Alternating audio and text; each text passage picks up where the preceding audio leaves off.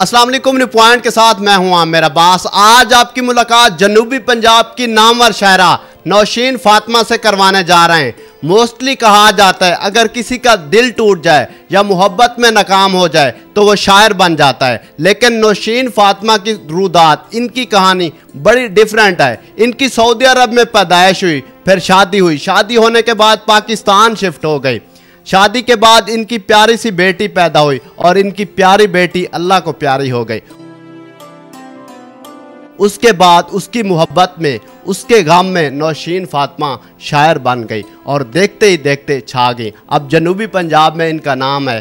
बाकी की कहानी, बाकी की रुदात इन्हीं से जानते। अस्सलाम वालेकुम। वालेकुम अस्सलाम। कैफ़ हालुका यासी?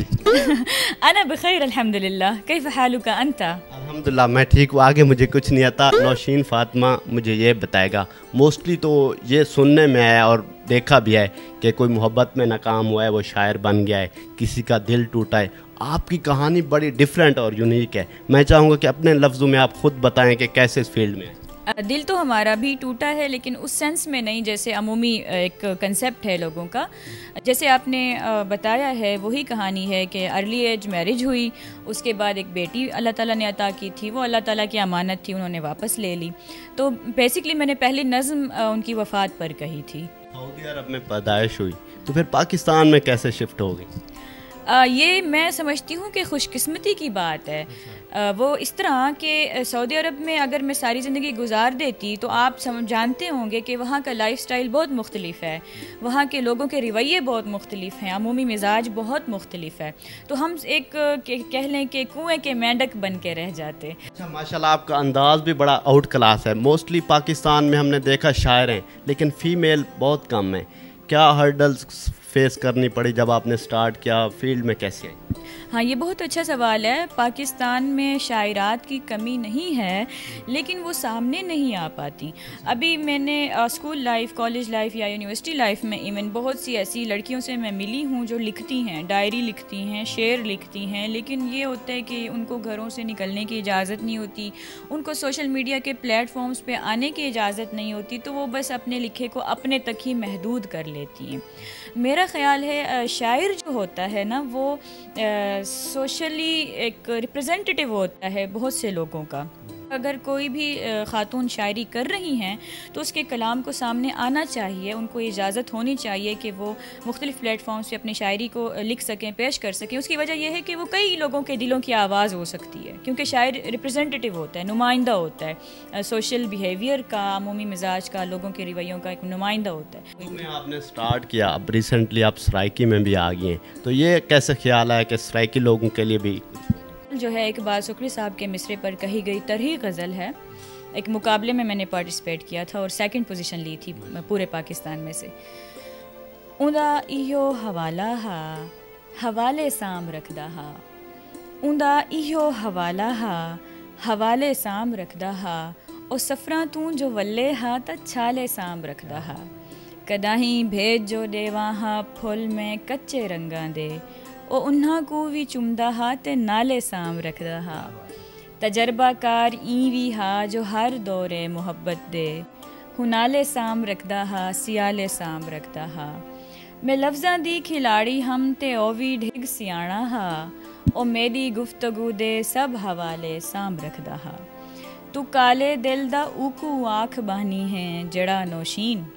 तू काले दिल दा ऊकू आँख बानी है जड़ा नौशीन।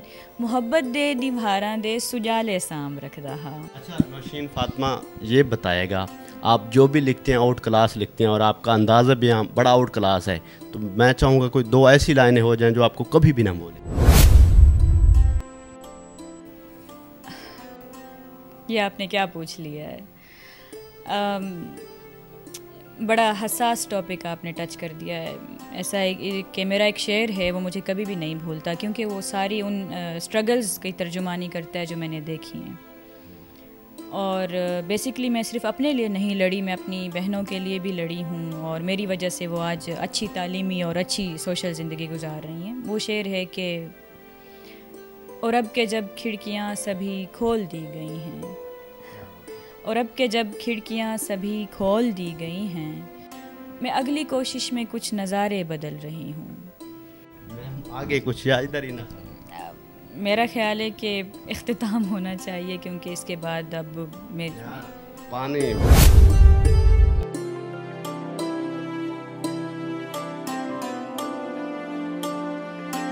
वैसे शायरों को अपना गला साफ रखना चाहिए हर वक्त, कहीं भी किसी भी वक्त उनको शायरी सुनाना पड़ जाती है। आप काइंडली अरे वाह, अरे वाह, वाकई जूस तो मैच हो रहा है वैसे हमारे ड्रेस के साथ भी और नेल पेंट के साथ भी। ज़बरदस्त, आपकी तख्लीकियत के क्या कहने, क्रिएटिविटी है ये भी, बहुत अच्छे। अब चेक भी कर लेते हैं इसको। कुछ मिलाया नहीं हमने, मज़े आ रहे नहीं। ये कोई पूछने वाली गल है? पहले तुसी गला इतना खुश्क कर दिता ते वाल जूस तो बनता सी ना। बहुत मज़ेदार है। कभी लहजे पे खफा तो कभी किरदार पे शक, तुमने सीखा ही नहीं इश्क कमाने का हुनर, तुमने पहना ही नहीं मेरा पसंदीदा लिबास, तुमको आया ही नहीं पास बुलाने का हुनर। आप लोगों को बखूबी आता है। आप लोग मैचिंग भी कर लेते हैं। ये बताया क्या पोइट्री आप खुद लिखती हैं, कोई किताब वगैरह वो भी लिख रही हैं? जी, मेरी अनकरीब पहली किताब आ जाएगी, ज़ेर-ए-तिबात है माशाल्लाह से, तो 3-4 माह के पीरियड में वो आ। बहुत से लोग आपको देख रहे हैं, अगर मुशायरे पे आपको इनवाइट करना चाहें तो उसका क्या क्राइटेरिया है, कितने लाख चार्ज करेंगे, तो कैसे जाएंगे? अच्छा, अमाउंट तो कॉन्फिडेंशियल होती है, अगर कोई बुलाना चाहेंगे तो उनके साथ बातचीत हो जाएगी। वैसे मेरा फेसबुक अकाउंट है नौशीन फ़ातिमा के नाम से ही, मेरी अपनी डीपी लगी हुई है, आप सर्च करेंगे नौशीन फ़ातिमा तो आपको मिल जाएगा। किसी ने भी अगर कांटेक्ट करना हो तो वो उस फेसबुक अकाउंट के थ्रू कर सकता है।